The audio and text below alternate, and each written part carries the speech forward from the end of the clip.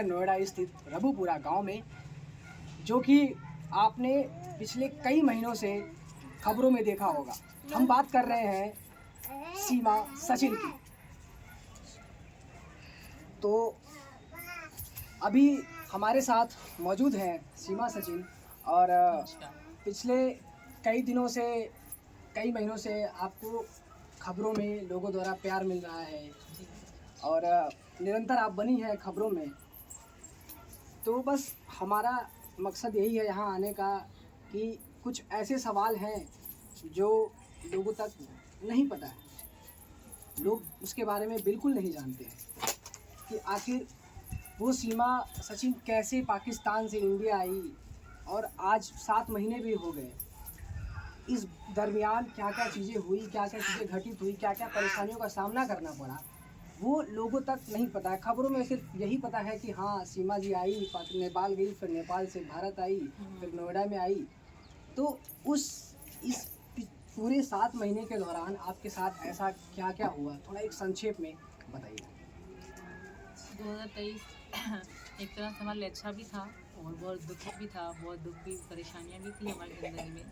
लोग कुछ भी कहते हैं, लोग मतलब एक चीज़ देखते हैं, मतलब मेरी ज़िंदगी में दोनों पहलू नहीं देखते लोग एक चीज़ देखते हैं। कोई क्या बोलता है, कोई अच्छा बोलता है, कोई बुरा बोलता है। कोई ये नहीं सोचता कि मैं भी औरत हूँ, मैंने भी ज़्यादा परेशानियाँ झेली होंगी, बच्चों के साथ। उसके बाद पूछताछ, आना जाना, कितनी मैंने मतलब काफ़ी दिन, 1 जुलाई से लेकर 10 जुलाई तक तो हमारी जितनी हमें परेशानियाँ रही हमें, वो मुझे ही पता है। जो हम रोते रहे उस दिन तो मैं कभी भूल ही नहीं सकती। उस समय मेरे पति मेरे साथ थे, बट हमारे लिए वो बहुत बहुत दुखित थे, बहुत ज़्यादा परेशानियाँ, बहुत दुख देखे हमने। उसके बाद भगवान जी का कृपा रही। अभी आप दोनों साथ हैं। जी 17 जुलाई 2023 को एक खबर आती है, पाकिस्तान के सिंध प्रांत की रहने वाली सीमा हैदर 13 मई को नेपाल के रास्ते अपने 4 बच्चों के साथ अवैध रूप से भारत में दाखिल हुई। सीमा हैदर को अवैध रूप से भारत में प्रवेश करने पर 4 जुलाई को गिरफ्तार कर लिया गया और उसके भारतीय प्रेमी सचिन मीणा को अवैध प्रवासी का शरण देने के आरोप में गिरफ्तार किया गया। देखते ही देखते ये खबर आग की तरह फैल गई, घर पर मीडिया का तांता लग गया। और हो भी क्यों ना, क्योंकि मसला तो भारत पाकिस्तान का, और जब भी कुछ ऐसा होता है तो लोगों की नज़रें टिकी रहती हैं कि भाई चाहे वो क्रिकेट हो, चाहे वो किसी भी तरीके की चीज़ें हो, भारत पाकिस्तान में अगर होती हैं तो लोगों की नज़रें टिक जाती हैं। तो इस खबर में कितनी सच्चाई? ये खबर सारी सच्चाई है। मैं आई नेपाल से, बट मैं इनकी पत्नी बन के आई। और क्योंकि नेपाल और इंडिया में वीज़ा, पासपोर्ट की ज़रूरत नहीं पड़ती, बाकी नेपाल तक मेरे पास सब लीगल कागजात थे। और यहाँ आने का बाद भी मेरे पास थे, मेरा शनाख्ती कार्ड, पापा का शनाख्ती कार्ड, और जो मेरे बच्चों के कागज सब मेरे पास थे। पर मेरे पास इंडिया के लिए वीज़ा नहीं था। नेपाल के लिए वीज़ा था, टिकट थी, सब कुछ था, बुकिंग सारी की थी। इंडिया के लिए वीज़ा नहीं था, क्योंकि इंडिया के लिए मैंने बहुत अप्लाई किया। लोग मतलब मैंने वो सारी चीज़ें बताई, पहाड़ सफ़र नाम कराची के, मतलब वीज़े वगैरह लगवा दीजिए। तो मेरे पास मेरे सारे डॉक्यूमेंट्स इंडिया के वीज़े के लिए जमा करवाए थे कि मुझे इंडिया जाना है।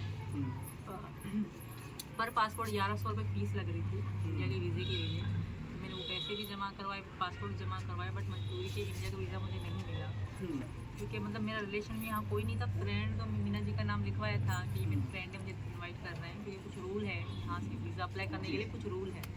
तो मैंने वो फॉलो भी करे थे, बट वीज़ा नहीं लग पाया।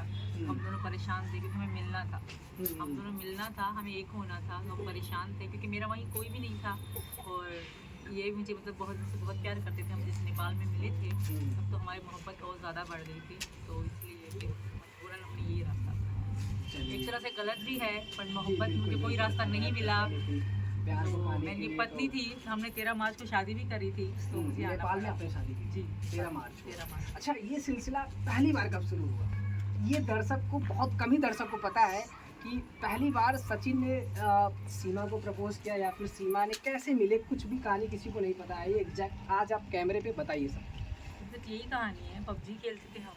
एक्चुअली मैं जब बोर होती थी, मैं अकेली रहती थी, तो रात में मैं कभी 1-2 गेम खेला करती थी। पबजी लाइट हर कोई खेलता था, पबजी है क्या, तो मैंने भी खेली। तो बहुत समय खेली। उसके बाद सचिन जी मेरे गेम में आए थे, तो ऐसे फ्रेंड हम लोग खेलते रहे साथ में। उसके बाद नंबर चेंज, हमने पबजी लाइट में क्या, पबजी लाइट में टीडीएम क्या खेलते थे आप? टीडीएम बहुत ज़्यादा खेलती थी मैं, और अच्छा। तारे टेट्स वगैरह ये चलाया करते थे हम लोग। और साथ में बैठ हाँ के। हाँ हाँ हाँ, दोनों खेलते थे, क्लासिक टीडीएम दोनों खेलते थे, पर ज़्यादा टीडीएम होता था क्योंकि अच्छा। टीडीएम में हम में रेस होती थी जो ज़्यादा खेल करें। तो सचिन जी आप मतलब आप बताइए, मैंने तो सुनिए सीमा जी ने बताया, आप कब आपको कब लगा कि यार सीमा जी कैसे मिली है, ये तो आप ही बता सकते हैं। आपने मतलब अप्रोच किया कि ऐसे साथ में कैसे कैसे, ऐसे तो आए नहीं होंगे, रिक्वेस्ट भेजा होगा कहीं ना कहीं से, या फिर ऐसे ग्रुप में खेला होगा तो आ जाते हैं लोग, जुड़ जाते हैं। नहीं, पहले जब मैं भी पबजी खेल रहा था और ये पबजी खेल रहा, वो तो ऐसे ही है कि जैसे खेल रहा हूँ 3 बंदे अलग से कहीं के भी आ जाते हाँ वो जुड़ जाते हैं। हैं, ठीक है। तो वो मैं खेल रहा था तो बाई चांस ये मेरे साथ खेले, मैं दुकान पे जा रहा था रास्ते में आके, लंच के टाइम में दुकान पे खेलते खेलते जा रहा था दुकान पे। तो मैं यानी कि मुझको गोली वोली खत्म हो गई थी। अच्छा आपकी गोली खत्म हो गई। मैंने इससे मांगी थी हाँ। गोली, लेडीज़ की आवाज़ है, तो फिर इसकी आवाज़ लगी, फिर मैं दुकान पे चला गया, फिर मैंने बंद कर दिया। फिर रात को काफ़ी इंटरेस्टिंग स्टोरी है ये अभी आज तक ये किसी ने नहीं दिखाया है कि फिर हम क्या कहते हैं, फिर मैं रात को